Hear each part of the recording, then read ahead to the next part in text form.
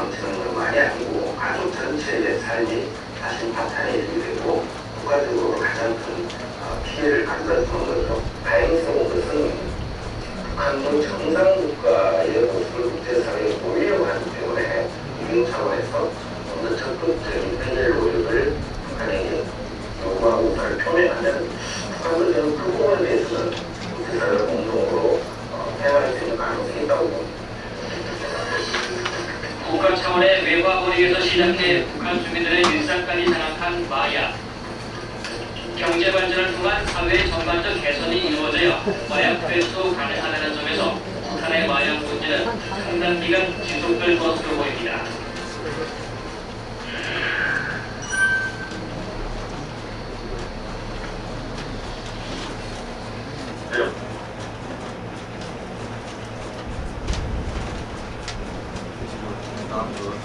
잠깐 있다가 지금 여러분 그 화면 잘 보셨죠? 거기 봤는데 여러분들이 뭐 잘 아시는 양귀비 백도라지라 그러는데 이 양귀비도 백색 양귀비 꽃이 있고 자주색 꽃이 있답니다. 네. 그리고 우리 뭐 여러분들 잘 아시겠습니다만은 도라지 있죠? 네. 도라지도 우리나라에서 보면은 백도라지가 있고요. 하얀 꽃이 피어서 밑에 이제 뿌리가 생기는 그런 그 다년생 그 식물인데요. 그 도라지도 보면은 백도라지가 있고 자주색 도라지가 있습니다. 그 이제 우리 민요에 백도라지 노래가 있는데 이제 그 양귀비도 역시 이제 그렇기 때문에 실제로는 양귀비지만은 그렇게 이제 북한에서 은어로 양귀비를 백꽃이 피는 양귀비를 백도라지로 부른다 그렇게 이제 나왔었죠. 이 국가에서 저거는 장려하고 있는 겁니다. 왜 경제적인 측면 때문에 북한이 뭐 알겠습니다만은 우리나라 한국처럼 국제적으로 그 어떤 그 비교 위에 있는 그 제품을 수출해서 돈을 벌고 하는 그런 나라가 아니잖아요. 북한이 아니고 전부 이제 외화벌이를 합니다. 외화벌이를 해서 쌀도 모자라면 쌀도 수입해가지고 오고 막 그렇게 이제 사는 사회주의 국가인데 경제적인 어려움이 있다 보니까 이 약이 굉장히 귀합니다. 여러분들 그 일반 통용되는 치료약이라는 이게 굉장히 귀하기 때문에 여러분들 그 뭐 방송에도 20년 전에 방송에도 알았습니다만은 북한에 환자들 많은데 그래서 우리 남쪽에 있는 의사들이 가서 우리가 수술하는 법을 좀 가르쳐 주겠다. 진료하는 법을 가르쳐 줬다니까 그 의사들이 북한의 의사들이 그랬다 그러잖아요. 아이 우리는 그거 필요 없습니다. 약이 없어서 못 하는 거지. 그래가지고 약을 우리가 뭐 공급해주고 그런 적이 있었습니다. 그렇게 약이 부족하다 보니까 북한에서 저걸 국가 차원에 그러니까 북한은 공산당 차원에서 저걸 이제 재배를 해서 집단적으로 재배를 해서 이제 국내에 쓰기도 하고 유통도 되고 주로 이제 외화벌이로 하면 우리는 수출한다 이렇게 보시면 됩니다. 북한에서 외화벌이라는 뜻은 물건을 갖다 팔고 그 세계적으로 이제 그 우리가 기축통화가 달러지 않습니까? 달러를 이제 받아들인다. 그 북한은 또 그 중국 돈을 쓰기 때문에 중국 돈을 이제 벌어서 오고 뭐 그런 내용입니다. 그러다 보니까 국내에도 그 아편이 유통에 대해서 그 문제가 있다 그런 이야기죠. 거기서 또 화면을 보면은 여러분 그 필로폰이라는 걸 빙두라 그래서 빙두 중국말로 우리는 빙두입니다. 빙두라 그러고 한자로 중국 사람들은 빙두 이렇게 읽습니다. 똑같은 글자인데 그렇게 읽는 방법이 발음이 다르다 뭐 그렇게 보시면 되겠죠.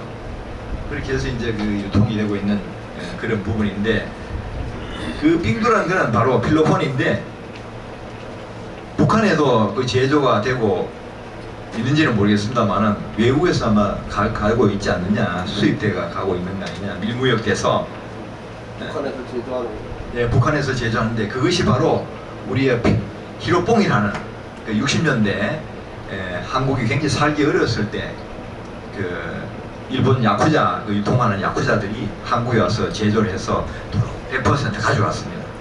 그런데 그 일본에서 팔기가 어렵고 뭐 이러다 보니까 한국에 잘 되는 그 제품이 있었지 않습니까? 그게 유통이 막 되었습니다.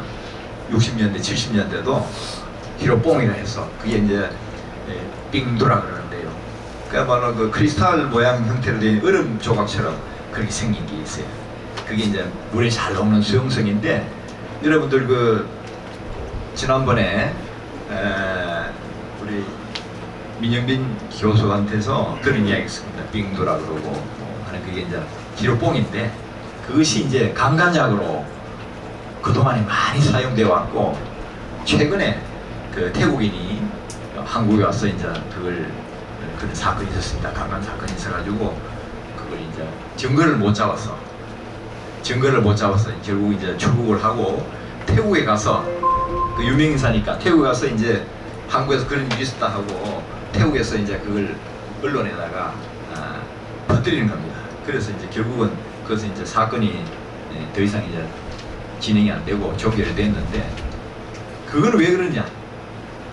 그때 이제 그 문영빈 교수가 설명을 하는 그 장면을 여러분들 아마 아실 겁니다.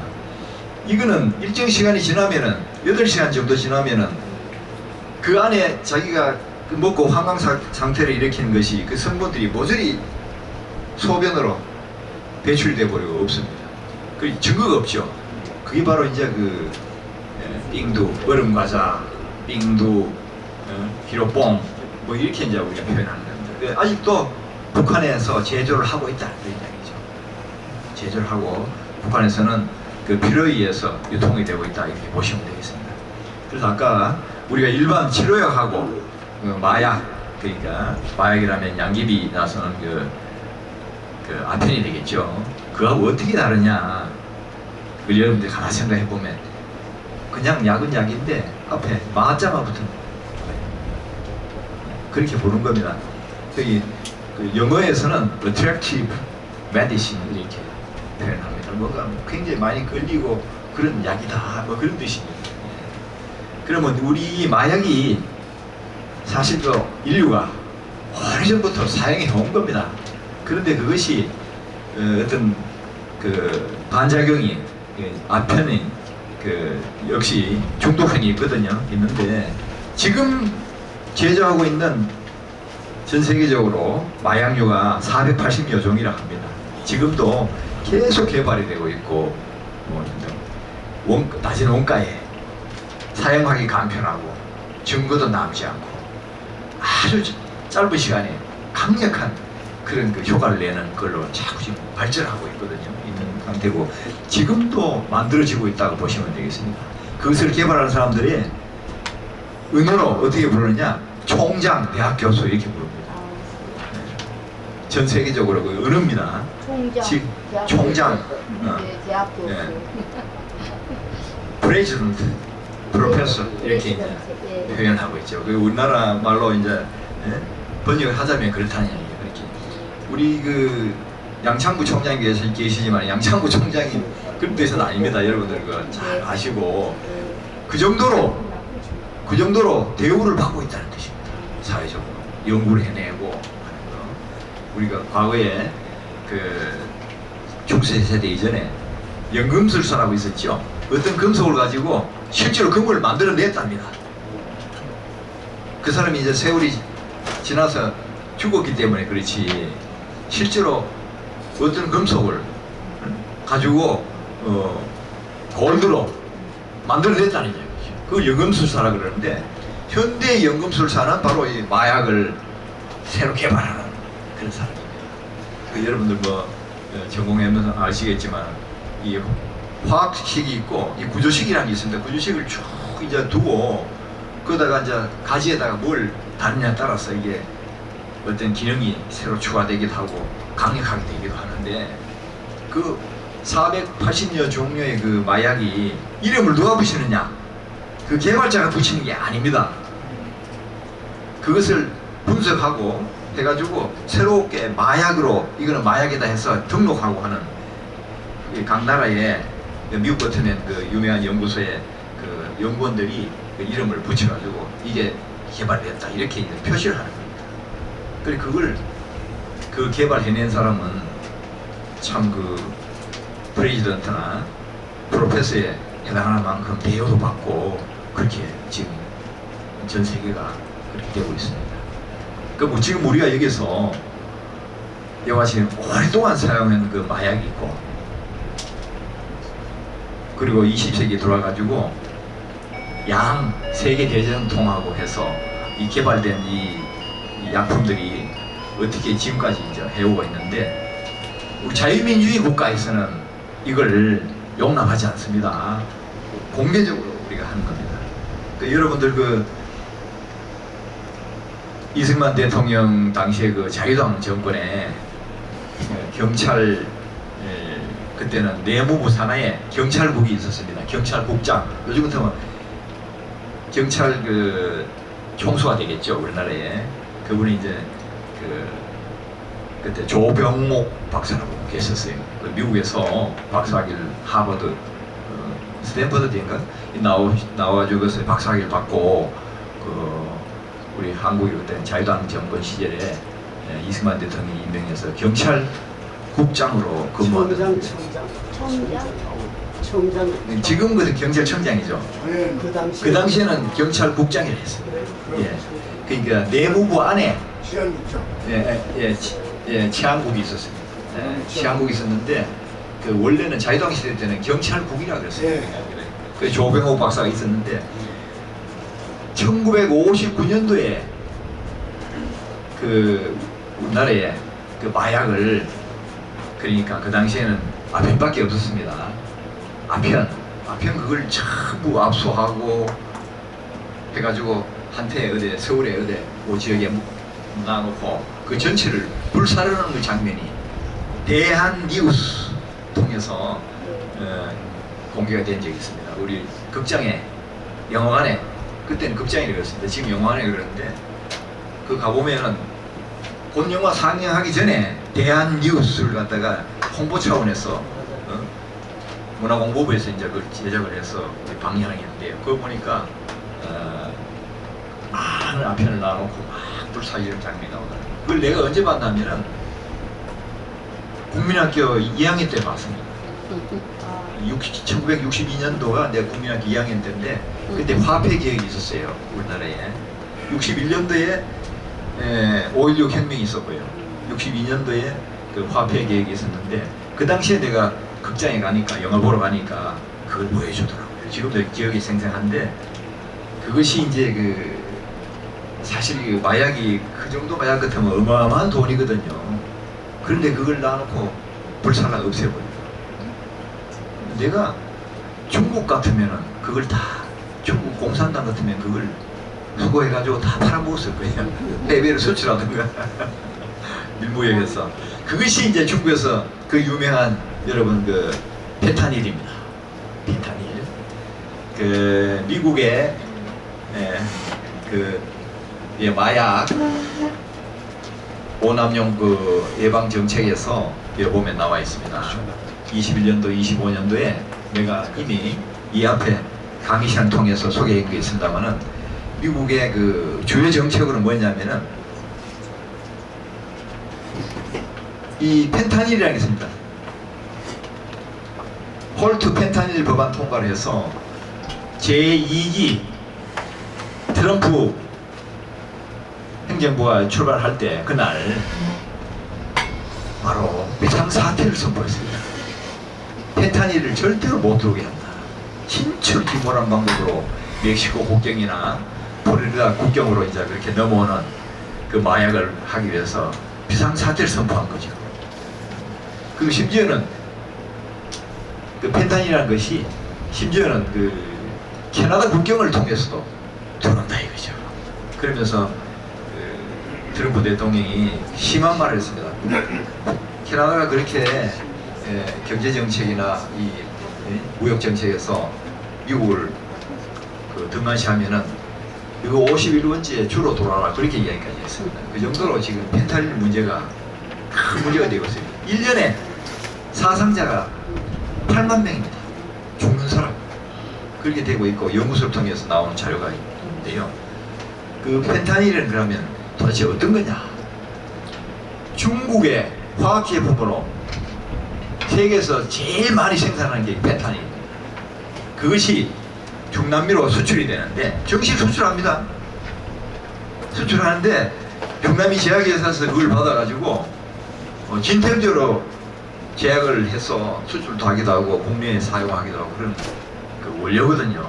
그래서 이거는 그 전구체라고 해야 합니다. 원전전자 써가지고 이렇게 중국어로 펜타닐 전구체라고. 그거는 전구체다.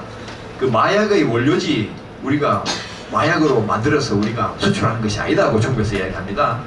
사실 맞는 이야기고요.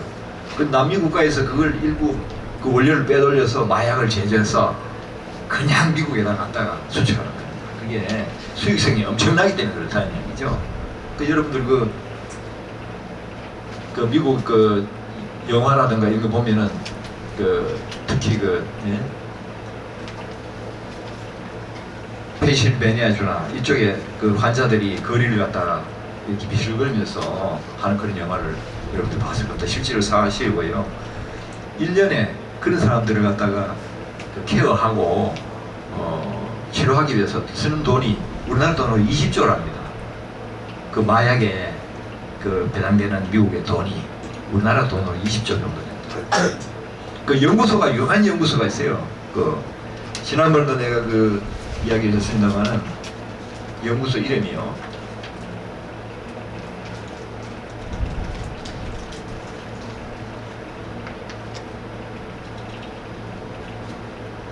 NIDA라는 연구소가 있는데 여기는 유통조직까지 유통구조까지 연구하고 있는 그런 그래서 돈이 많이 든죠. 20조라는 것이 1년에 쓰고 있다 그렇게 보면 되겠습니다. 그러면 한국하고 일본하고는 마약 정책이 비슷합니다. 우리 한국은 연예인들이나 이런 사람들이 발견되면 굉장히 심하게 다루잖아요. 그렇지만은 일반 다른 사람들이 모르고 이렇게 이건 자만하는 이야기다. 그리고 태국에 가서 뭐 맛있는 제품이 들어가서 비빔밥을 먹었더니만 한국 와서 어떻게 공항에서 그 랜덤으로 체크하다 보니까 걸렸다. 뭐 이래가지고 그런 거는 우리가 많이 봐주지만은 그 연예인들이 사실 그 연예인들이 국민은 아니지만은 사회에 영향을 가장 미치는 사람이지 않습니까?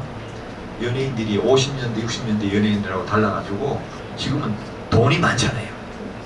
그러니 그걸 허공적인 그런 생각을 가지고 자기 그 마음을 다스리기 위해서 뭐 그렇게 이야기합니다. 하기위해서 이제 마약을 복용하고 이런 것이 이제 발각이 돼서 처벌받고 하는 그런 거는 정부에서 크게 다루지만 일반 그런 건 다루지 않는데 실제로 우리 한국이 마약 청정국에서는 이미 떠났고요. 상수도 그 관리 협회라는 게 있습니다. 전국에.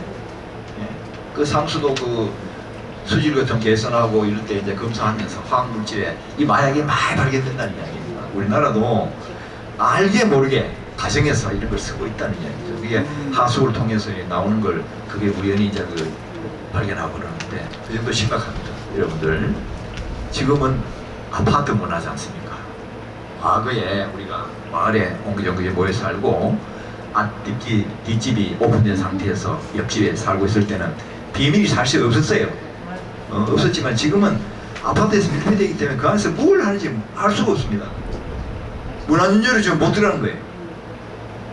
그래서 뭐 외국에서 직구를 한다든가 태국에 가서 뭐 먹고 왔다든가 이렇게 해서 태국에 가서 그걸 맛을 안 보고 가지고 다음에 또 간대요. 그 맛을 보러. 그것이 이제 한국에서 배출이 되고 있기 때문에 그게 발견되는 것이요. 심각한 정도입니다. 그래서 마약을 복용하는 것이 지난번에 이야기했지만 12살짜리로 초등학생 수준으로 지금 복용하는 사람이 이렇게 나이가 이렇게 범위가 넓어졌다는 이야기입니다. 그래서 여러분들은 지금 유태인들이 잘하는 식사하면서 그 유태인들은 그런 이야기 한다 그러대요. 아버지가 묻는답니다. 아들한테. 야 오늘 학교 와서 뭘 배웠나 이러면 아들이 다 이야기해야 되는 그런 의무가 있답니다. 그러면 아버지가 그걸 듣고 같이 공감을 하고 그야말로 가정교육이죠. 우리나라도 그렇게 했었습니다. 우리 했었는데 지금은 우리나라 교육 현장이요 정치 현장이 되고 있습니다. 교육감 선거 왜 하십니까? 과거에도 아편이 있었지만은 약쟁이 집안이다 해가지고 손가락질하고 뭐 이러기 때문에 감히 그걸 못했다는 이야기죠. 우리 가족 중에 그런 사람이 있으면 숨기고 못하게 하고 그냥 입을 덮으셔가지고 심지어는 죽여버리기도 하고 그랬다는 이야기죠. 이웃의 눈 때문에 비밀이 없었잖아요. 그래서 그때만 하더라도 아편을 복용하려면 그래도 밥 먹고 사는 사람들 이상 정도가 되니까 그렇게 했다는 거죠. 가난한 사람들은 그럴 여유가 없습니다. 돈도 없고. 지금 어떻습니까? 살게 됐다 얘기지. 여러분도 아시겠습니다만은 몇 달 전에 강릉 밑에 있는 그 옥계라고 그다음에 강릉시 안에 들어갑니다. 행정공사는 거기에서 그 외항선을 통해서 화물선을 통해서 미국 저 부담국에서 이제 한국에 제보가 됐는데 우리 군이 그 투입을 해가지고 그걸 찾아냈어요. 마약을 2톤이라는 그 어마어마한 그 마약을 찾아냈는데 우리나라 이제 먹고 살기 좋고 돈이 흔하니까 외국에서 이제 팔려고 그 많은 양을 갖고 들어오는 겁니다. 그게 한번 유통 조직이 되면은 이건 마약은 중독성이기 때문에 그 코카인이라 그러는데요. 그거는 지금 저 천연 물질인데 좀 중독성이 덜합니다. 근데 그 코카인은 주로 돈 많은 나라에 유통시킵니다. 돈이 있기 때문에 좀 중독성이 덜하다 해서 사람들이 호기심에 먹고 하는데 펜타닐 같은 경우는 한 번 복용해도 중독이 됩니다. 두 번 다시 날 수 없습니다. 치사량은 98%. 그 2%는요 명대로 사느냐 일찍 돌아가십니다. 그 정도로 무서운 그 펜타닐인데 그것이 미국에 유통이 되고 있으니까 오직 했으면 트럼프 대통령이 비상사태를 선포했어요.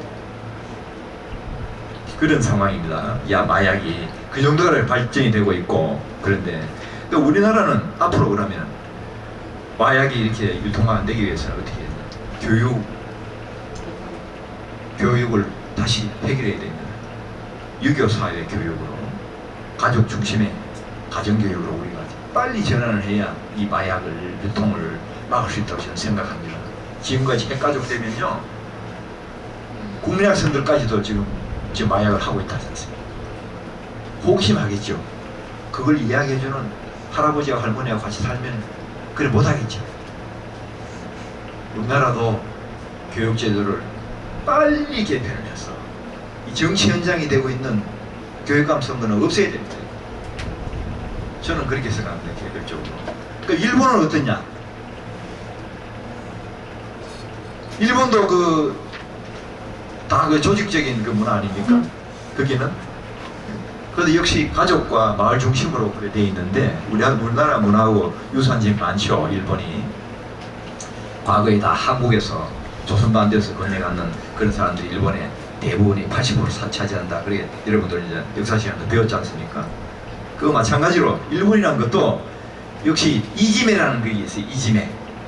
네? 일찜에 아니고 이찜에예요. 그게 일진에서 좀더 그거에 올라가서 이지메가 됐다. 그래요? 근데 일지메라는 게 많이 봤는데. 그게 일본식 발음입니다. 이지메. 우리나라 말로 하면 일지메입니다. 일찜에. 예. 예. 이찜이 하잖아요. 그게 이입니다. 그이고 우리는 일이고 알았어. 그렇습니다. 우리나라로 하면 이가 그럴 때겠지만요. 그렇게 해서 이지메인데 한반에서 어디 이상한 행동을 하고 이런 사람 있으면은 우리 일제시대 교육받은 그 아버지 이야기 들어본 겁니다. 그런 녀석이 있으면은 바게스가 있답니다. 함선 바게스 뒤집어 씌워놓고 발로 버린대요. 그냥 그게 이지메입니다. 그 일본에서는 그런 이상한 사람이 있으면은 딱 실명을 해서 그 마약쟁이가 있다든가 이러면 두 번 다시 보도록 한대요.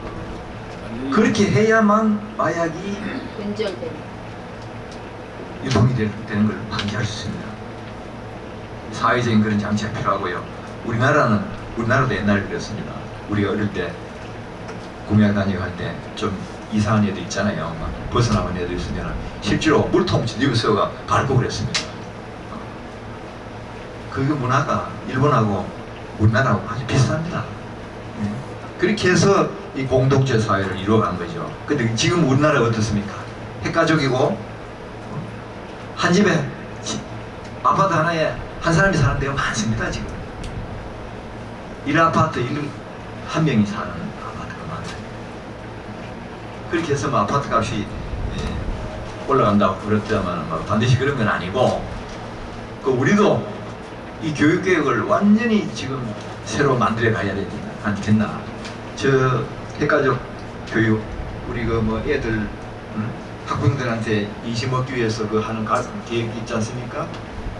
우리 교육부에서 하는 거, 그러다가 우리가 과거에 없던 그 교육감들은 다 교장에서 이렇게 임명하고 했는데 지금 선거하지 않습니까?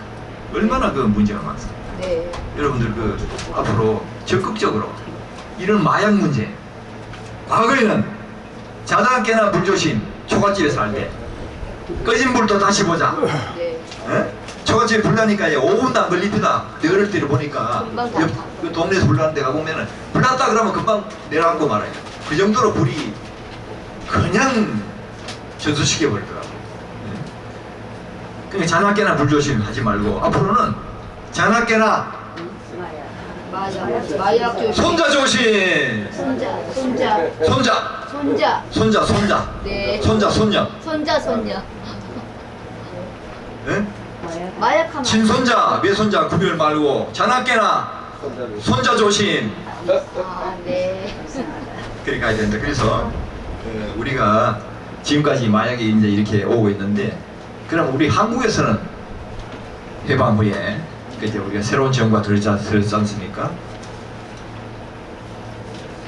이승만 장로님이 그 당시에 재현 국회로 처음 이제 정치 우리 1948년 8월 15일 날 재헌 국회가 이제 성립이 되었습니다. 그때 그 목사님의 기도로 우리나라가 기독교 입국목 국가라는 걸 그때 이제 명시하고 있습니다. 역사에. 네. 역사책에 여러분들 그 기록 안 된 부분 많은 거는 그 좌파들이 이제 역사에 참여해가지고 기록한 부분이 많기 때문에 그런데요. 그걸 이제 우리가 기독교 입국론이 있었다는 거. 이승만 대통령이 일찍이 재헌 국회의원으로 이제 그 처음에 됐을 때 그 어떤 목사님한테 기도를 해라 그래 했지 않습니까? 그 기도문이 아직도 나와 있어요. 그 보면 기독교 입국론이 있는데 그 내용은 뭔가 하면 이승만 대통령의 정치적인 거는 그랬습니다. 우리가 기독교를 그야말로 그 나라의 나라를 갖다가 건설하는 그걸 주체적으로 생각하지 않으면은 우리는 다시 또 중국의 노예가 될 것이다. 뭐 이야기 했다고 하지 않습니까? 그리고 유교도 나오고 했지만은 중공군들이 참전을 했잖아요. 그래서 여러분들 지금 우리가 그 역사를 되돌아보면은 우리가 지금 현실 취한 걸 이해할 수 있을 겁니다. 그렇게 해서 우리를 기독교 입국론이 이끌어간 그 자유민주주의 국가로 시장 경제를 신봉하는 국가로 이승만 대통령이 그때는 국회의원으로서 그 이제 재헌 국회에 동참을 했지만 나중에 이제 대통령 중심제로 되어서 대통령도 하고 그랬습니다만 여러분 그렇습니다. 그래서 누가 뭐라고 그러더라도 그것만은 우리가 꼭 가슴에 새기고 선각자가 그렇게 해서 기독교 입국론이 나왔구나 라는 것을 여러분들이 꼭 명심해 주시기 바랍니다. 그리고 이 마약이라는 것도 정치하고 같이 정치 경제와 항상 맞물려 있는 부분입니다. 그래서 오늘 1948년 8월 15일 날 우리가 나라가 이제 태동을 했는데 그 당시 이제 내리는 그 자료를 한번 보시면 되겠습니다. 내리는 자료를 보시면은 마약 오남용 사례 대한민국 국내편인데 첫 번째 대한민국의 그 국내 마약 식물을 재배를 했습니다. 그때도 재배 못하게 했는데 또 불구하고 재배를 해 왔었습니다. 그러면은 그 물량이 빠르게 식물 재배하다가 적발된 건수가 뜨면서 그 물량이 지금까지 어떠냐를 이거 살펴보겠습니다. 그럼 내준 그 자료를 보시면은 있겠습니다. 첫 번째 그 보시면은 표지편 다음에 보면은 이렇게 나와 있습니다. 1948년에서 2024년까지 연도별 한국 내 마약 식물 재배 적발 건수 및 그 물량이 나와 있는데요. 여기 보면은 그 통계청의 그 단속 현황 이걸 전체 그 집계는 아닙니다만은 그 당시에도 이 우리처럼 보관하는 자료를 보관하고 그 연도가 돼서 이제 정보 공개를 하는 그런 제도가 없었습니다. 없어가지고 전부 수기로 이렇게 작성이 되어 있고 그게 지금 전산 작업을 통해서 그 자료들이 많이 집적이 되어 있습니다만은 우리가 그 부분적으로 이 자료를 뽑는 데는 한계가 있었습니다. 그래서 보면은 전체적인 우리가 늘 보면은 이렇습니다. 마약 중독자와 밀매 건수가 그때부터 전부 아편입니다. 지금 이제 마약 유가 나온 데는 아니니까요. 밀매 건수가 해방 직전 대비해가지고 2배로 증가했다. 일제시대는 그 아까도 얘기했습니다. 이지매라는 그런 문화도 있고 해서 돈 있다고 해서 마약을 마음대로 사먹고 그래 못했다는 이야기죠. 일제시대. 그것도 이제 한국이 역시 일본이 통치하고 있었기 때문에 그것이 이제 그대로 유지가 됐는데 그 미군정이 이제 하다 보니까 해방 직전에 비해서 2배로 많이 늘어났다. 특히 밀매 건수, 그러니까 마약 재배도 많이 늘어났다는 이야기죠. 일제시대는 이렇게 몰래 하다가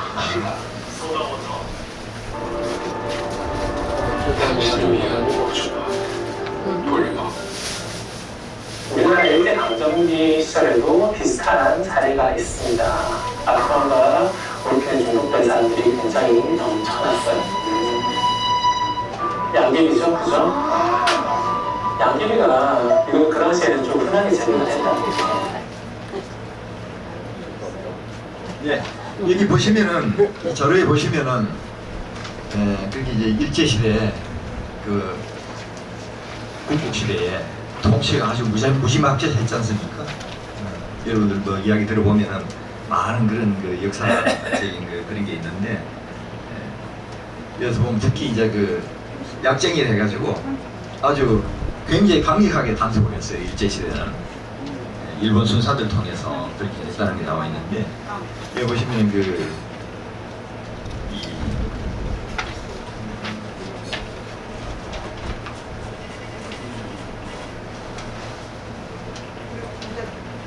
일반인하고 표시가 있습니다. 잠깐만요. 조금씩이요. 예, 강의 마무리하지 않는데 이와 같이 그 2배로 늘어났다는 얘기죠. 그러면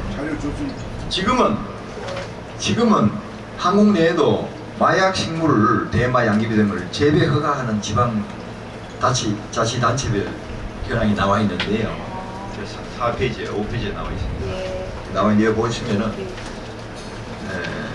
그와 같이 이제 마약 양귀비를 재배하는 것도 불법으로 되어 있었죠. 우리가 어릴 때 60년대에 있더만 60년대 70년대 하더라도 봄만 되면 이 경비행기들이 에로라인팅 경비행기들이 막 날아다녔어요. 산악 지역으로 막 들판으로 날아다니면서 뭐 하는지 모르는데 뭐 어른들이 그런다고 저거 양귀비 네. 단속을 온 거다. 네.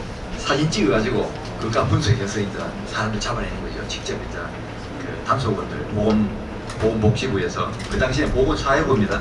가서 이제 사람들 잡아가지고 이제 경찰에서 신문하고 그래서 그 재배를 못하도록 이제 건질시키는 거죠. 그렇게 해왔었습니다.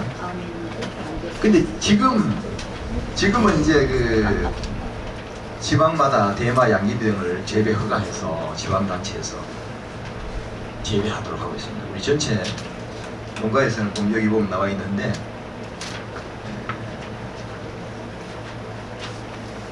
지금도 단속은 합니다. 여기 이제 일부 충청도, 네. 강원도, 전라남도, 경상북도 이렇게 해가지고 지금 재배를 하고 있는데 그런 지방자치단체마다 허가권을 줘가지고 그렇게 하고 있습니다. 여러분들 왜 지방자치에서 그걸 단속하느냐면 여러분들 아시겠습니다만 담배 있죠, 담배. 담배. 예. 담배도 허가나야 합니다. 그 아무나 그 재배 못하게 합니다. 맞아요. 이 담배도 사실 그 마리화나하고 연결되는 그 담배 피우는 사람들은 마리화나도 피울 수 있잖아요. 예. 마약. 그래가지고 그 담배도 그렇게 그 할 때 그 허가 내에서 재배를 시켰다. 아무나 경작권을 주지 않았습니다. 그 뭐 저 전과가 있다든가 이런 사람들은 그 담배 농사 허가 안 해줬습니다. 과거에는 기준은 그밖에 없으니까요. 지금은 이제 각 그 다시 지방자치단체에서 새로운 그 물질을 우리가 이용하고 개발하기 위해서 이렇게 이제 하거든요. 그래서 아마 그 일괄적으로 그걸 이제 순매를 해서 막 유통을 시키고 연구소에 갖다 주고 판매를 하고 그럴 겁니다. 그러면 왜 한쪽에는 이렇게 단속을 하면서 한쪽에는 못하게 하느냐? 유통을 정확하게 시키면 이것도 선작용도 있습니다. 악작용도 있지만 선작용도 있다는 거, 여러분들. 그걸 이제 이 활용을 하는 겁니다. 제한적으로 활용해서 이제 그 우리 신약 개발하는데 활용을 하는 부분이 있겠습니다. 그래서 여러분들 이렇게 이제 세월이 변하고 있고 언제까지는 마약을 재배 못하게 하다가 지금은 지방자치에서 허가를 얻어서 소득 중개 작물로 이렇게 지금 농사를 짓고 있습니다. 그러면 이걸 갖다가 그러면 자기가 농사 짓는다고 자기가 마음대로 활용을 하고 마음대로 사용하고 그 양귀비 진을 내놨다가 다음에 사용하고 그거 안 된다. 철저하게 그거는 분리시켜서 하고 있는 부분이라는 걸 여러분 알고 계시면 되겠습니다. 예, 중국 사람들은 청나라 때만 하더라도 세계 최고 강국이었다고 이야기하는데 반드시 그런 건 아니고요. 중국에서는 지금 중국멍 때문에 자율이 빨리 세계 지배국가가 되기 위해서 미국처럼 빨리 되고 싶어가지고 지금 그런 걸 가지고 공산당에서 그걸 추진하고 있는데 지금 뭐 여러분들 아시다시피 자기들이 이제 미국을 누르고 세계 패권 국가가 되겠다는 그런 야망으로 통칭을 얘기해서 중국몽이랍니다. 중국몽으로 이제 그 펜타닐도 대규모로 해서 그렇게 이제 그 중국 미국으로 남비에서 마약 제조해서 펜타닐 제조해서 미국으로 들어가는 걸 알고 있는데 아까도 얘기했습니다. 1년에 사망자가 펜타닐로만 조사된 것만 8만 명이 세상 떠나고 있어요. 근데 중국의 모 장군은 그렇게 얘기합니다. 1억 명은 죽여야 우리가 올라설 수 있다 이렇게 이야기합니다. 지금 총칼을 든 경제전쟁은 아니지만은 초안전을 해서 일반 생활에서부터 모든 분야까지 지금 경쟁을 하고 있잖아요. 경쟁을 하고 있는데 지금 세계 패권 국가로 2차 대전 후에 등극해가지고 있는 미국이 절대로 그걸 놓치지 않기 위해서 사다리 거리 걷어차기 자기들은 올라가 놓고 밑에 사람 못 올라오게 사다리를 걷어차고 오만 방법을 무역 제재를 하고 미국이 원래 보호무역주의입니다. 원래 독립전쟁 이후에 그렇지만은 그렇게 하고 있는 거는 자기들이 패권국가를 계속 유지하기 위해서 오만 방법을 다 쓰고 있죠. 이미 아마 전쟁이 벌써 시작이 돼서 뭐 10년 전에 시작이 됐다는 이야기를 하더라고요. 우리나라 박근혜 대통령이 그때 그 당시에 탄핵되기 이전에 10년 전 거기서 10년 전부터 그랬다는 이야기죠. 그렇게 해서 국가 전략을 세워서 그렇게 추진하고 있다. 그리고 그래서 우리가 이 마약이라는 것이 이렇게 이제 좋은 점도 있다, 선작용도 있다. 하지만은 이 경제와 그 무역은 정치와 이 다 같이 이제 같이 가는 것 부분이기 때문에 우리가 무시할 수 없고요.